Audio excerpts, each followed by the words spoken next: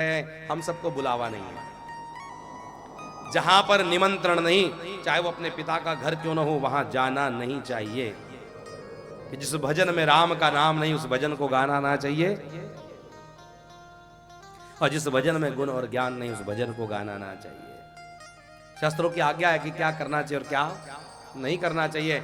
जहां पर मान अपमान की बात हो जाए, वहां पर कभी भी अपना घर भी हो तो भी नहीं जाना चाहिए।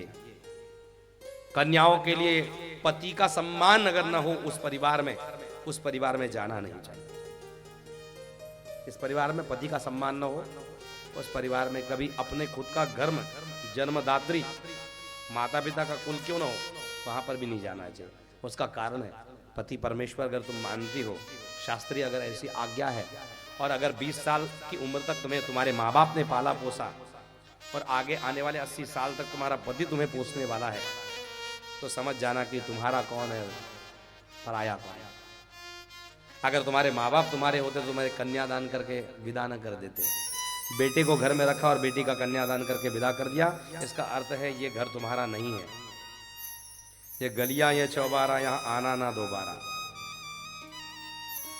ये गलियां चौबारा आदर के लिए हैं। जब तुम्हें आदर से निमंत्रण दिया जाए कि बेटी जमाई के साथ में हमारे यहाँ ऐसा ऐसा कार्यक्रम है तो आ जाना, तो बड़ी वीआईपी बनना। शादीशुदा लड़कियों को निवेदन है, मेरी भांजियों के लिए भी निवेदन है और बच्चे परिवारों के लिए, नई पीढ़ियों के लिए भी है, जब तक तुम्हें कॉलर टाइट कर करके अभिमान से मायके से निमंत्रण ना है, तब तक कभी भी मायके में लौट के नहीं आना। ये गरिमा है, ये इज्जत है। स्त्री की गरिमा और इज्जत स्त्री संभाल सकती है और कोई नहीं। स्त्री माता पिता के घर आने के लिए उसका दरवाजा हमेशा खुला है, इसमें कोई शंका नहीं। पर माँ बाप रहने तक, जब भाई भाभी के पास साम्राज्य चला जाता है, तब भाई भाभी के पास में मायका बहुत टिकता नहीं है। अच्छी भाभियां हो तो ठीक है, पर अच्छी भाभी भी होंगी, लेकिन बार बार जब जाने लग जाओगे तो भाभी भी कहेगी क्या आते जाते दिन रात यही बैठी रहती है, पड़ी रहती है।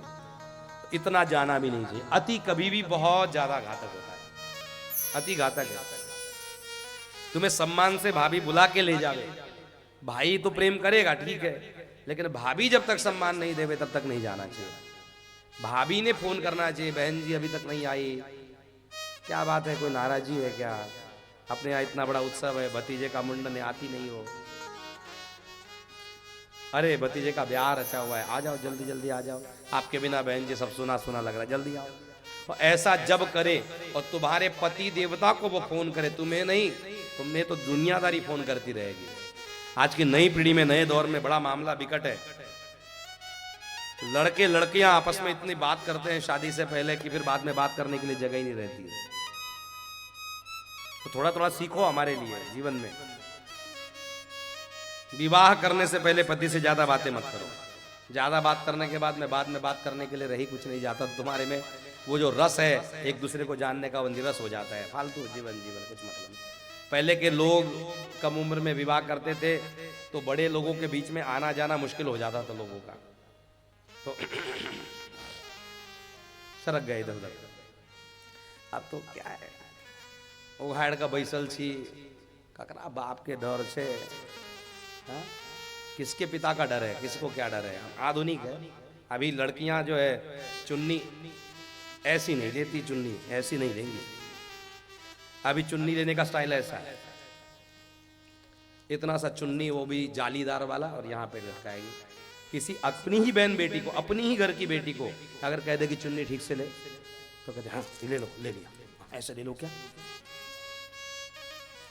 इतना क्यों गुस्सा आता है तुम्हें, इतना क्रोध क्यों आता है। तुम्हारा भाई, तुम्हारा पिता, तुम्हारा मामा, तुम्हारे परिवार का ज्येष्ठ श्रेष्ठ अगर तुम्हारे हित के लिए दो शब्द कहता है और वो तुम्हें कड़वी लगती है, तो जहर खा के मर जाओ। काहे के लिए पैदा होकर के तुम लोग आ गए। अगर तुम्हें कठिन बातें ज्यादा कठिन लगती है तो जहर खा के मर जाओ। सनातन धर्म की बेटियों को लोग आदर के सम्मान के साथ में ऊंची स्थान पर देखना चाहते हैं, और हम भी व्यासपीठ से इसीलिए इतना कठोर बोलते हैं कि तुम्हारी इज्जत संसार में बनी रहे और तुम्हें लोग आदर के साथ देखे। इसका अगर तुम्हें बुरा लगता है, चाहे बहन होगी, बेटी होगी, भाभी होगी, कोई दुनियादारी होगी, उसको बुरा लगता है तो उधर ही जाओ। अपने यहाँ तो आओ तो वेलकम, जाओ तो भीड़ का, अपनी एक ही परंपरा है। जिसको अच्छा लगे तो स्वीकार करो, ना अच्छा लगे तो जय सिया राम। इसलिए स्पष्ट बोलो और मस्त रहो जीवन में। ग्रंथों ने जो मर्यादा सिखाई ना, उस मर्यादा का पालन करोगे तो सती जैसी अवस्था तुम्हारी नहीं होगी। माँ पार्वती ने मर्यादा का पालन किया तो पूजनीय बन के आज भी पूजी जा रही है, और सती ने गलत काम किया जिसके कारण से जल करके उसको भस्म होना पड़ा। सती का मनोमालिन्य होना, सती जी ने यज्ञ के स्थान में शिव जी का स्थान न देखना, और पिता के दोष के कारण मेरा शरीर भी वैसा बना है यह विचार होना, उसने अपने शरीर का त्याग किया। दक्ष के यज्ञ को विध्वंस करने के लिए नंदी भृंगी आदि ने प्रयत्न किया, भृगु मुनि ने रक्षा की।